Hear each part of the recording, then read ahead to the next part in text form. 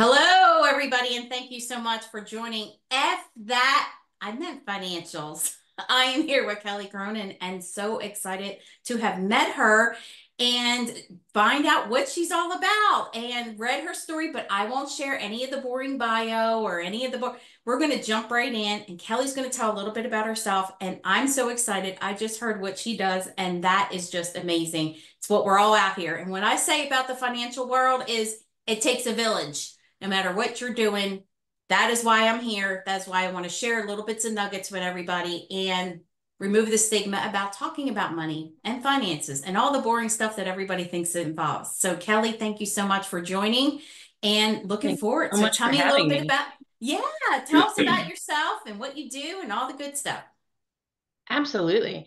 So my primary employment is veterinary medicine, and part of why I really love talking about finances is just because of the fact that veterinary medicine tends, as a profession, to be one of the lower paying professions.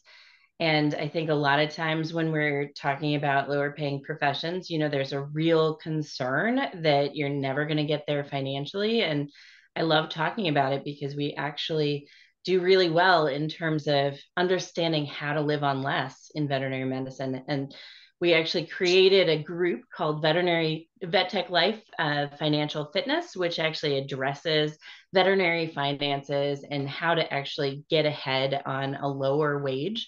And I think it's a true superpower. And then, just talking about other things that I do, I also do vacation rentals. We started doing vacation rentals in crazy and incredible places like Vieques, Puerto Rico, where the horses outnumber the people, and Kasilof, Alaska, where we have a moose that lives in our yard, and in 80 acres of campground in Ladysmith, Wisconsin. And we're just continuing to grow. And I think all of that is attributed to the fact that I got financials in order really early. It wasn't that I made a ton, it was that I just got a little bit smarter and a little bit smarter and applied more and more good habits to my financials to really get where I wanted to go.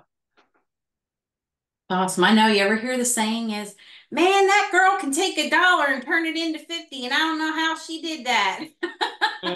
Absolutely. It's Would you called say compound that's what you interest. would you say you teach that in your group? A lot of that?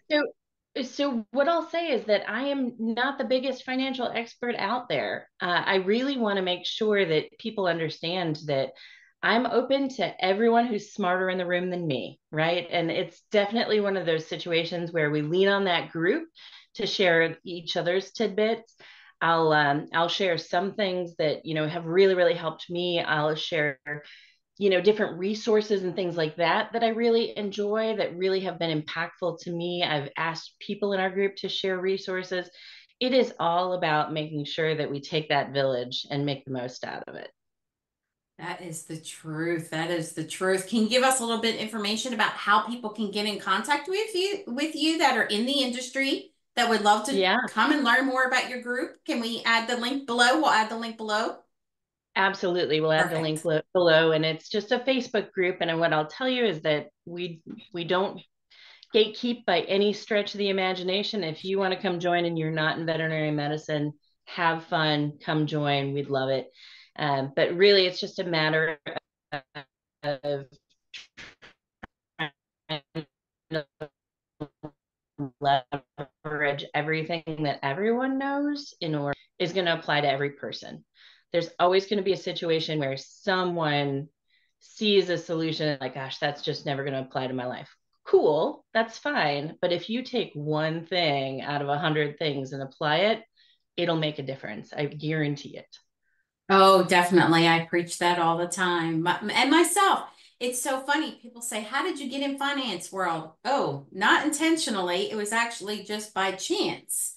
And Yeah. then do I and people will say, "Wow, how about accounting?" No, I don't like accounting actually. I don't like all these tedious little processes to do one thing. I don't like have to do this, but one thing I learned is how to make money, Yeah. how to challenge the technology, right? Because I came in when technology was so still, excuse me, starting, and I learned how the technology flowed and the data flowed through the processes and then just started seeing all the pain points of where money was being lost. So yes, Yep. the part of that was learning the accounting and financial processes in order to know how to stay compliant, of course. But that is my thing. No, but generally, and then I have more of a forensic accounting brain where I can find things and check things because software systems aren't 100% and all of this stuff. So I get you there. It's like we don't like the accounting per se, what they call bean counting part. Well, We and don't I'm we a don't big like fan that of part. utilizing, and I'm a big fan of utilizing technology to actually do that for me. So a lot of people have a hard time with budgeting. Well, a lot of our bank accounts actually come with free budgeting software. We can actually look at where we're putting out money. We can be a little bit more intentional with money. And a lot of people, look at how we spend money. And when I think about things like DoorDash, right, I really think about, hey, is there an opportunity to instead cook meals, have a little bit of a better lifestyle, right? Something that's just not going to be as bad for me, skills, and right away that I'm the worst cook on the planet. So actually my significant other gets tapped for that. But when we think about all of the delicious things that he's made and how that's really supported our ability to, instead of putting money towards something that's really consumable and that's only going to last for a moment and only going to keep me happy for a moment, we put money towards experiences. So we do a lot of travel and travel hacking, and travel hacking is really where we utilize our finances intentionally to get credit card points to travel free and putting our money towards a business that actually supports making memories and going to these incredible places that some people only get to go once in their lifetime. And here we get a tax write-off to go to these incredible places when we want to. And it's such a gift that keeps giving back to really think about my finances as how am I going to spend money on things that are really going to drive my values home? How am I going to make sure that when I'm spending money, it's not on a car that I only use once a week? So currently, I don't have a car. I have, a work truck that we have that I have a little bit interest in. I have a school bus that we're converting. I don't actually have a driving car that I utilize or have.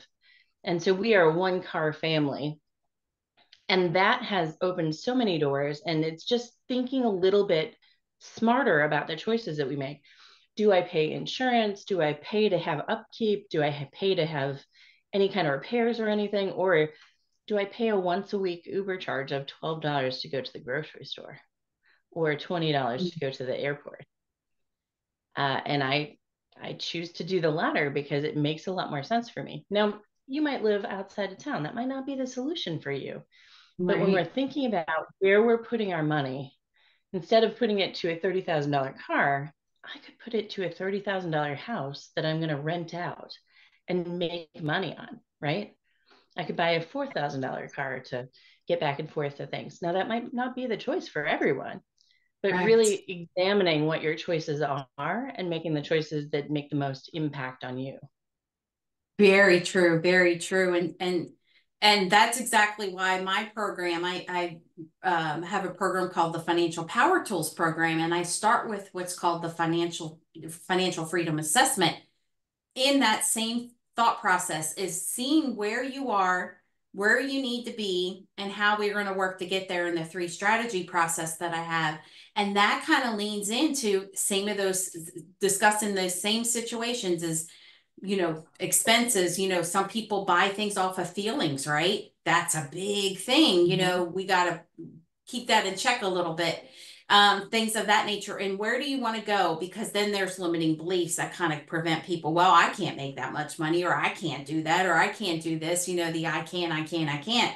And one of the things is I don't let any of my clients in my program use the word debt.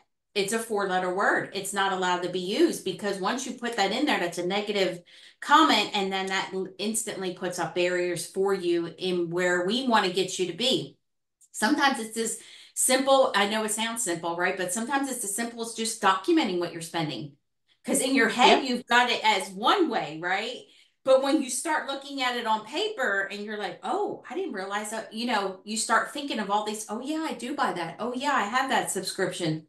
Oh, yeah, I do have to cover that. So it's just, it kind of gives this accountability, but also this knowledge of, wow, okay, now let's set our intention. Where do we want to go from here? And that's really what the program's about. And then, of course, I call it my Justice League, and we have a bunch of people of different professions and different levels, and just more of a support system, kind of like your group, taking that dollar and figuring out how to turn it into much more money and things of that. And it takes a village to be out here. And I am so glad you reached out to me and wanted to share your information about, the vacation rentals that you have, and definitely want to learn more about that. Now, do you talk about that in the group? Do they kind of go hand in hand? I know because you're in the veterinary world, but anybody just talks about whatever their ideas are, right?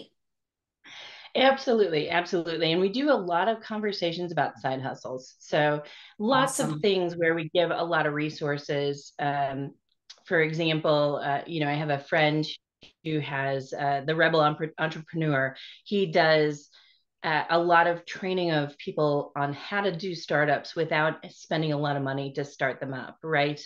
And we do a lot of resources. For example, I do have a short-term rental class, but I really want to make sure that whatever side hustle people are thinking about doing, whatever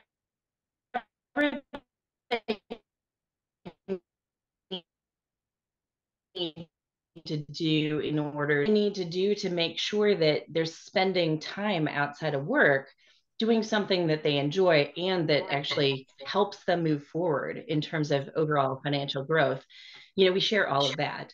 I will say I don't rely heavily on conversating about the vacation rentals because I don't want it to ever sound like I'm doing an advertisement or anything along those lines, but I do think that it's a really interesting way of actually getting where you want to be. And I do think, like, I can't even afford my own mortgage. How could I ever afford a different mortgage? Well, the idea is to always think about how do you create additional opportunities for your debt to work for you as opposed to your debt working against you, right? Right. And So that making becomes the sure, four-letter word. right, making Yeah. sure, and I do talk about it quite a bit because I think that a lot of, especially those of us in a lower income field, we were just talking just a moment ago about how veterinarians are actually one of the highest debt to income ratio professions in all professions. And if we don't train ourselves to attack that and to do it in a way where our money is going towards paying ourselves, our money is going towards something that's going to get money back, that we're going to just constantly be in that wheel of constantly trying to get, to the black. And the reality is that a lot of times if we think in terms of, hey, how do I create the value in my life and how do I do it in a way that actually honors and makes me more money, that really can be something that we can get a hold of. And it's, again, the compounding interest is just such a gift if we just start thinking about it early. I talk to our younger folks in the profession all the time about this. You're at an unprecedented stage in your career where veterinary wages are actually rising. Ride that wave. Yeah, exactly. And we'll end with that. That is awesome. So we'll make sure we get the link in this recording and get it posted in Mhm. the comments and all that information. And we'll get some contact information for you as well. It'll be Okay. listed below. And thank you so much, Kelly, for Sure. joining me. I know it's been a little crazy with your schedule, but I am so honored to have you on the show today and looking Yeah. forward to Thank you staying in so much for touch. having me. And I'm going to join that Facebook group. Okay. Sounds amazing. All right. Thank you, everybody, for joining me on F That. I meant financials. And thank you for Kelly Cronin for joining us in the veterinary world to give us some ideas on that area on how she can help you turn, smaller income into a little bit more bigger income with changing your beliefs and your debt and your all that good stuff. So definitely join. Hey, doesn't hurt to join, right? Join a free group. You never know what you'll get out of it. So thank you so much, Kelly. I appreciate it and talk soon.